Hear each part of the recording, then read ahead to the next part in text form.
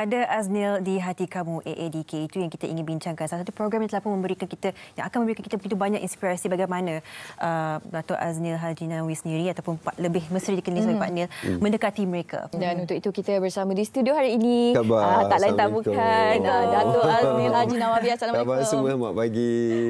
Dan juga Raja Muhammad Zulkifli Raja Said, seorang pakar motivasi sekarang ini dan juga seorang bekas penagih dana.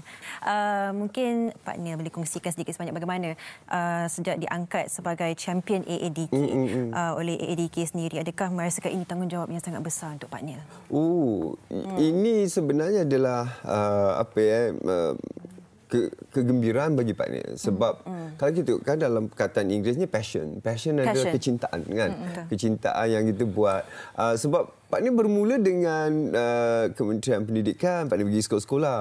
Tujuannya utama adalah Pak Nil ada yayasan sendiri, Yayasan Persona. Yayasan Persona ni Pak Nil wujudkan untuk mewujudkan persona yang elok untuk anak-anak Malaysia, anak-anak kita. Ya, kan? Jadi pergi ke sekolah-sekolah dengan anak-anak, pergi ajar diorang cakap, confident, yakin diri kan. Tapi bila dah melangkah ke satu lagi, tiba-tiba ada anak-anak yang saya tahu daripada usia semuda 12 tahun dah terlibat dengan penagihan dada. Jadi Pak Nil terpanggil pada itu anak juga tu. Jadi Pak Nil nak jadi champion kepada anak-anak. Sebab mereka ni tak ada suara. Kan? Jadi Pak Nil nak jadi champion kepada anak-anak ni. Pak Nil masuk pula bersama dengan agensi anti dada kebangsaan AADK. Kami buat program bersama dan Pak Nil banyak nak memberi fokus kepada anak-anak daripada umur 10 tahun, 11 tahun dah terjebak ya Allah. Sampai yang berusia 18 tahun mereka terjebak. Macam kita tengok gambar sekarang ni, video ini, anak-anak ni sebenarnya usia mereka baru 15 tahun. Muda lagi. 14 tahun. Jadi bila kita Pak Nil berjumpa dengan mereka, Pak Nil nampak macam bayangan tak ada anak siapalah.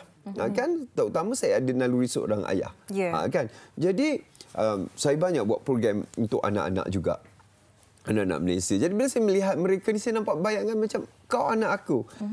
Dan kau tidak salah sebenarnya. Nak tolong lagi sebenarnya kan. Saya anggap mereka ni sebagai orang yang memerlukan rawatan. Mereka salah, terjebak, sebab satu kanak-kanak tak tahu. Dia orang cuba je. Atau satu mereka remaja, mereka berani nak cuba itu, nak cuba ini kan. Bila dah terjebak, itu yang susah nak keluar. Jadi mereka ditangkap. Bila mereka ditangkap, mereka dijatuhkan hukum. Dijatuh hukum kena hantar ke PUSPAN atau pusat pemulihan narkotik ni. Jadi bila dihantar ke PUSPAN ini, mereka Pak Nil bagi tahu mereka jangan anggap ini sebagai hukuman, jangan anggap ini sebagai penjara. Ini anggap ini sebagai tempat pemulihan.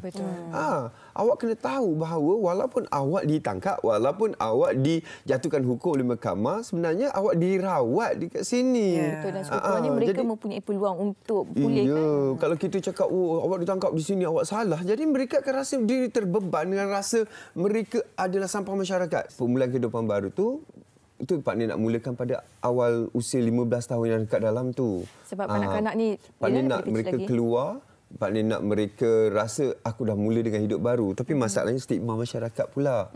Pak Nil dalam video Pak Nil letak pun Pak Nil cakap kadang-kadang apa kata kita bagi simpati, kita bagi empati.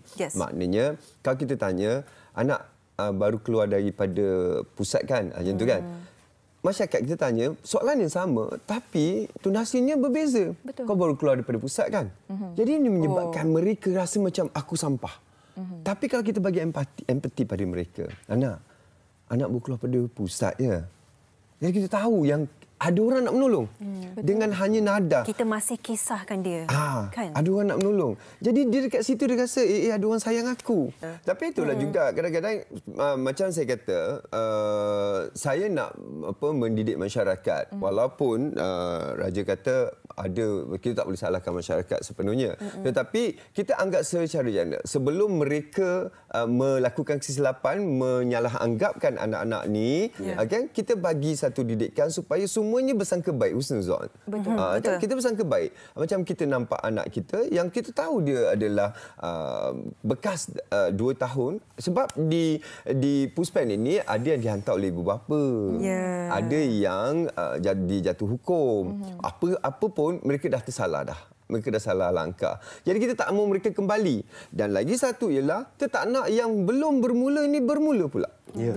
Itu yang paling kita takut. Kita takut anak-anak yang belum bermula ini bermula mengambil dadah. Itu macam Pak Ni kata juga, ibu bapa ada peranan juga. Macam mana kita cakap dengan anak kita jangan makan babi? Kan takut betul. kan? Takut. Sampai tua kita tak kan? Cuba kita bagi benda yang sama. Nak cakap pun tak berani. Cuba kita bagi benda yang sama. Dadah tu sama haram dengan babi. Kan? Kita dadah tu sama haram dengan babi. Jadi bila kita sebut dadah tu, kita boleh bayang muka babi. Kan? Yang kita cakap arak, sama juga. Rasuah, sama juga. Zina, sama juga. Pak Ni, kita bercakap berkenaan dengan anak-anak muda ini yang memerlukan bimbingan. Ada setengah mereka ni, ada yang terjebak ni, terjerumus dalam najis dadah ni kerana mungkin tak ada keluarga yang kisah pada mereka, mungkin keluarga berpecah dan sebagainya. Jadi macam mana berdasarkan apa yang Pak Ni nampak kat situ, apa cara kita sebagai orang luar ini tak kenal ni untuk mendekati, mendampingi mereka, Pak Ni? Okey, macam kita, kalau kita anggap semua anak adalah anak kita, kita nampak anak buat salah dekat luar tu, kita tegur dia, kenapa duduk dekat sini ni? Kan? Engkau mana pergi ni? Aku tengok asyik lalu depan rumah aku, tiba-tiba masuk dalam hutan. Diorang duduk tepi paya bakau, gitu kan. Masuk kat ladang kelapa sawit. Kita ambil peduli. Betul. Kita ambil peduli. Kata kita kenal mak ayahnya. Bila kita kenal mak ayahnya, maknanya dah bersaudara lah tu. Betul. Anak dia anak kita lah. Dan cara ambil peduli itu pun Pak Ni setuju tak? Kalau saya katakan kita ambil peduli itu dengan cara yang boleh diterima pakai. Sebab kadang-kadang kalau makcik-makcik dan sebagainya, dia ambil peduli macam pergi mana tu? Intonasi yang digunakan tu kan. Stigma itu. Kadang-kadang pandang aja anak-anak tu dah tahu tau. Sekali jeling je dah tahu ni. Sebab anak tu dia bersalah. Dia tahu dia buat benda yang salah, cuma dia tak boleh keluar dah. Kan? Bila orang pandang dia dah tahu dah ni mesti nak cakap pasal aku tu sebab dia rasa orang mendera dia atau orang dah judge dia. Jadi memang itu adalah perkara yang diberikan kekuatan di Puspen. Mereka asuh anak-anak ini bagaimana untuk cakap menerima keadaan diri dulu. Kalau dia tak boleh terima keadaan diri dia nak keluar, dia akan masuk balik. Kan? Dia kena terima bahawa dia sebenarnya dah tersalah. Aku kat luar nak betulkan. Pak Ni kata bagi je skill tarbiyah kat dalam tu. Bagi anak-anak ni bagi skill tarbiyah. Lepas kawan datang tarbiyahkan je lah. Larilah kawan tu. Sebab kalau keluar seperti Abang Raja cakap, mereka hantar ke mana pun akan, kalau tak jiwa tak kuat pun akan rapuh juga. Kalau mereka rapuh, dia letaklah larilah daripada kawan, tukarlah identiti ke, letak ke negeri lain. Apa yang boleh mengatakan negeri itu tak ada? Maknanya diri sendiri itu kena istiqomah menjadi itu orang yang sebenarnya. Kena ada kekuatan itu yang kena. Dan kekuatan keluarga, saya sangat setuju pemantauan itu, tetapi jangan pantau dia seperti dalam penjara pula. Itu satu juga. Ungkit balik kesalahan dia. Lepas tu kau nak pergi mana? Padahal aku cubalah percaya. Kadang-kadang anak ni kata, cubalah percaya dekat aku nak keluar setapak ke depan ni. Cuba dah ni kan. Cubalah percaya. Tapi sebab kesilapan aku sekali, aku nak keluar ke depan setapak pun dah tak percaya dah. Nak intai, aku tak ada pegang duit. Betul. Tak tahulah macam mana. Tekanan balik sebab handphone pun kena tarik. Dah terhukum pula di luar lagi. Jadi memberontak pula. Itu pun kita kena berhati-hati juga. Di sinilah dilemanya. Betul. Di sinilah dilemanya. Adakah itu juga mencabar Pak Ni dari segi emosinya? Kerana kita kan. Saya berlaku jujur. Saya berlaku jujur depan mereka kan. Sebagai seorang ayah, saya berlaku jujurlah. Kalau saya sedih bersama. Sebab kalau kita nak tahankan, tak ada nak lawan. Anak itu dah kita nampak air mata dia berkaca. Kan? Jadi saya berlaku jujur, kita lalui bersama. Jangan kata sedih tapi aku tak sedih. Nanti dia tak rasa bahawa aku seorang saja melalui benda ni sebenarnya. Maknanya dia juga rasa yang kita juga jadi faham kita tu rasa. Bila Pak Ni tanya, masa detox, masa apa ni kita nak ada withdrawal syndrome, gian, semua tu. Macam mana sakit ke? Tak ada hidung berair. Jadi kita dengar dengan kita dapat rasakan sakit itu bersama. Jangan jadi pendengar yang batu. Kan? Jadi bila kita dapat ni berjumpa dengan anak tu, semua anak-anak tu dah kepalanya pun dah sama dibotakkan, kan? Bila Pak Ni tengok yang itu, timbul rasa sayang. Patutnya itu lebih daripada rasa kau bersalah. Dan seharusnya kau dihukum. Kenapalah umur kau baru 13 tahun dah terjebak ni. Kita tak datang daripada kasut dia. Betul. Kan? Kita berjalan pada kasut yang berbeza. Kasut kita, kasut dia lain. Jadi mungkin kita tak tahu apa benda berlaku. Cuma kita kata, kalaulah ini anak aku. Cuma itu je saya pinta. Kepada semua yang nak ambil. Saya cakap pun saya ada sebab. Sebab itu ada anak saya. Saya terbayang saja. Bila orang nak ambil kerja. Cuma bayangkan. Katakan bahawa kalau inilah anak aku. Kita meletakkan situasi kita di tempat itu. Jadi, kalau itulah anak aku, apa yang aku buat? Walaupun awak bujang, walaupun awak tak ada anak, walaupun awak dah bercerai, walaupun apa, tapi bayangkan itu. Kalau itulah anak aku. Jadi kita tidak akan memandang dia seperti anak orang lain. Tapi macam mana Pak Ni kata, siapkan diri kat dalam, belajar untuk menasihati orang. Kita bagi dia skrip tiap-tiap hari. Macam Pak Ni ajar orang berlakon. Ini mungkin ini adalah cara Pak Ni, kan?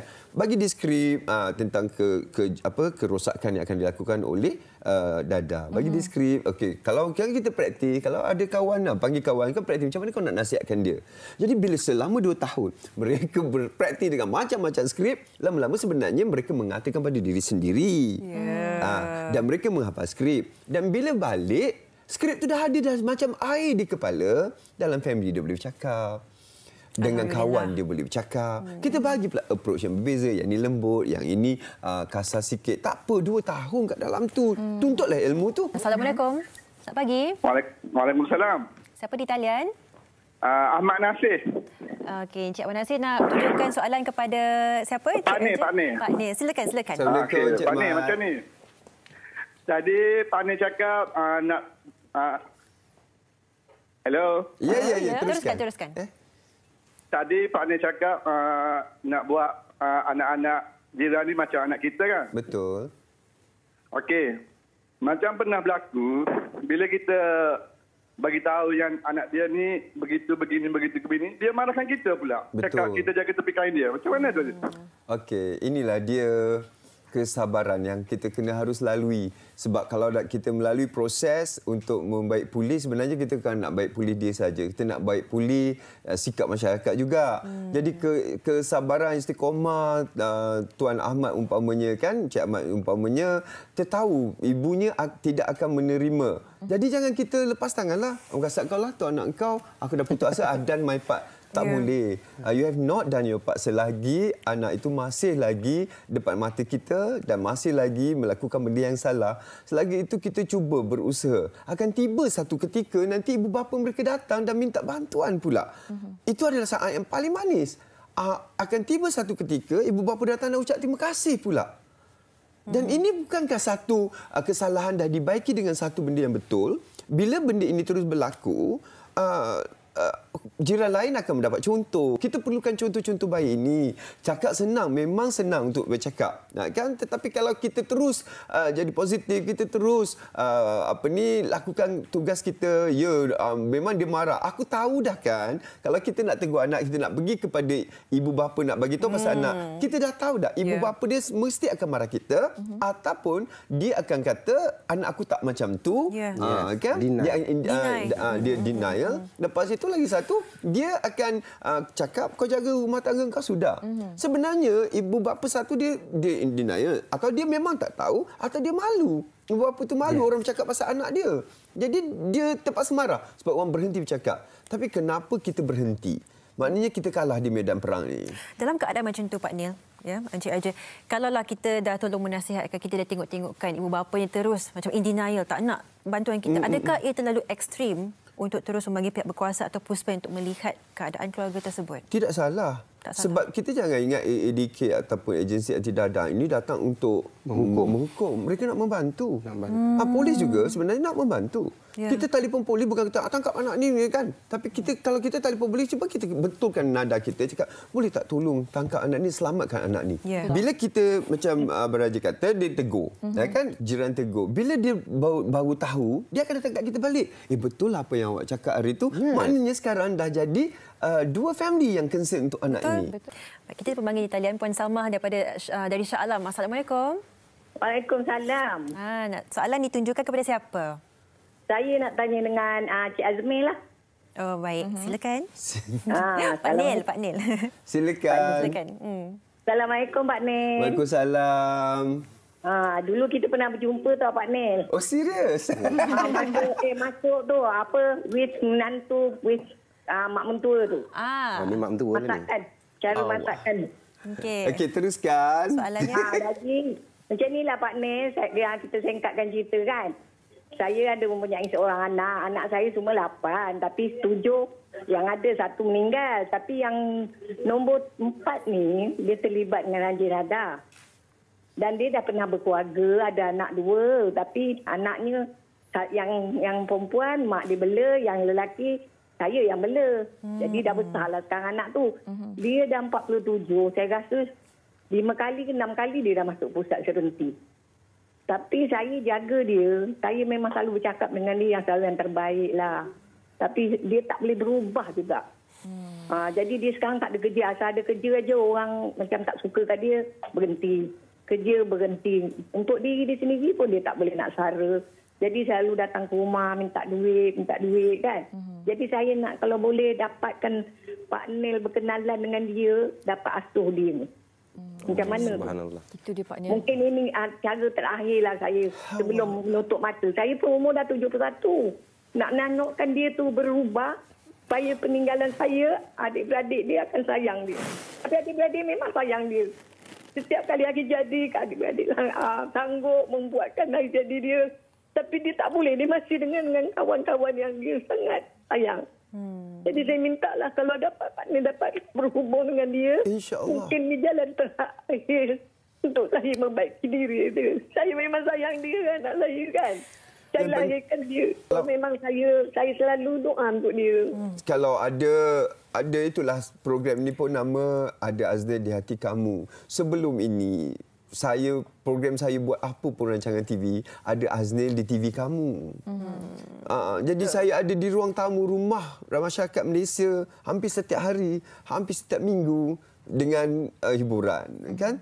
Tapi pada waktu yang sama, alhamdulillah, rupanya itulah tempat saya semai kasih sayang masyarakat Malaysia pada saya. Dan sekarang ini ibu pun datang, ibu bercerita dan saya percaya ramai lagi nak Pak Nil mendekati anak-anak mereka supaya bukan apa, supaya mereka ni nak dengar orang yang mereka kenal cakap, dan caranya kadang-kadang berbeza. Ibu akan terus, inilah satu insan yang luar biasa. Ibu akan terus percaya anak dia akan berubah. Betul. Dan dilema seorang ibu Ibulah juga. Satunya. Sebab ibu doa yang paling mujarab. Betul. Sangkaan ibu tu juga satu doa. Menitis air mata Encik Raja tu. Sebab saya ingat pada ibu sendiri. Saya ingat ibu saya. Bagaimana ibu melalui. Saya dan ibu saya, keluarga saya melalui apa yang Puan Salmah lalui. Dan lebih kesal lagi sebab saya bimbang sebenarnya sebab saya pernah menjual. Saya takut anak Puan Salmah adalah satu ketika dulu orang yang pernah mengambil berurusan berpunca pada saya. Sebab tu saya cakap biarlah kalau aku mati sekalipun, aku rela mati sewaktu aku menyantuni rakan-rakan aku daripada aku mati atas katil tempat yang empuk. Sebab masih banyak lagi sampah berpunca daripada yang saya tak mampu. Dan saya bersyukur sangat. AADK banyak sangat memberi saya ruang dan peluang. Dan lebih saya rasa bangga, mereka memberi kepercayaan sepenuhnya kepada saya. Mereka tidak memanggil saya bekas penaga. Saya terima kasih terutama pegawai AADK Tuan Rajahan, dia selalu panggil dia wahai insan hebat. Setiap kali jumpa saya, wahai insan hebat. Masa dia panggil saya untuk datang program ni, Raja, ini bukan cerita tentang bekas penagih, tetapi ini cerita tentang insan-insan hebat. Sebab awak pernah duduk dalam neraka dan akhirnya awak berada dalam syurga. Saya cakap saya masih belum berada dalam syurga. Kekesalan saya sampai saat ini. Saya tak mampu nak tidur malam bertahun-tahun lamanya.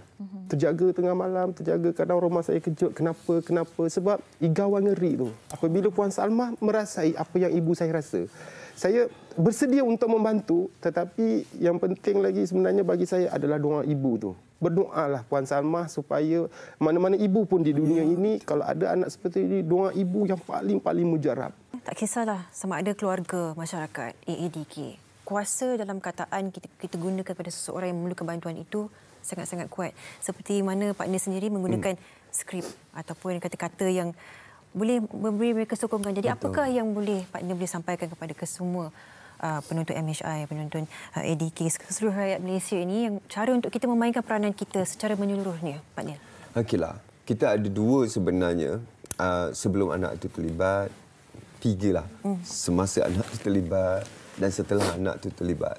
Kan? Jadi ini adalah benda yang rutin dalam kehidupan kita. Kita kena tahu, tak ada kena dengan anak aku, jadi aku tak perlu ambil tahu. Yeah. Itu adalah satu benda yang menakutkan. Mereka tak ambil tahu. Kalau bila dah kena, mereka tak tahu nak buat macam mana. Yeah. Sebab mereka tak nak ambil tahu dan mereka selalu kata takkan kena pada keluarga aku. Itu yang kan? Pentingnya letakkan diri sendiri. Jadi kita kena sentiasa bersedia, keandaian benda ini berlaku, kita jauhkanlah doa supaya benda ini tidak berlaku. Tapi seandainya ini berlaku, apa persediaan kita? Kita kena ambil tahu, kita kena, kita ada smartphone kot. Banyak benda kita boleh belajar daripada phone tu kan. Tak perlu pergi cari bahan ilmiah bacaan yang lain. Dekat handphone kita ada banyak bahan ilmiah kat situ. Dan kali tiba-tiba, sebab ia macam penyakit, bila ia datang kita tak tahu nak buat apa. Kan? Jadi bila kita dah siapkan diri kita, benda itu berlaku, kita tahu macam mana nak mengenanginya. Kalau tak jadi, Alhamdulillah. Tetapi anak orang lain berlaku, kita tahu macam mana nak menasihati ibunya atau kita bersama-sama tolong dan kita bantu anak itu. Jadi, jangan anggap ini adalah masalah keluarga kau. Bagus ya, kita sejak pandemik ini kita keluar perkataan kita jaga kita ni. Kan? Perkataan kita jaga kita ini, jangan anggap ini hanyalah untuk COVID-19 saja. Kita jaga kita gunakan untuk dadah, kita jaga kita untuk orang pemandu mabuk, kita jaga kita gunakan untuk orang-orang tua. Mak kau adalah mak aku. Gitu. Anak kau adalah anak aku. Jadi ini adalah benda yang kita kena semai lah. Mungkin dah hilang sebab kita terlalu busy dalam kehidupan. Kan? Kita terlalu busy dengan handphone kita. Kita dah lupa dah sebenarnya.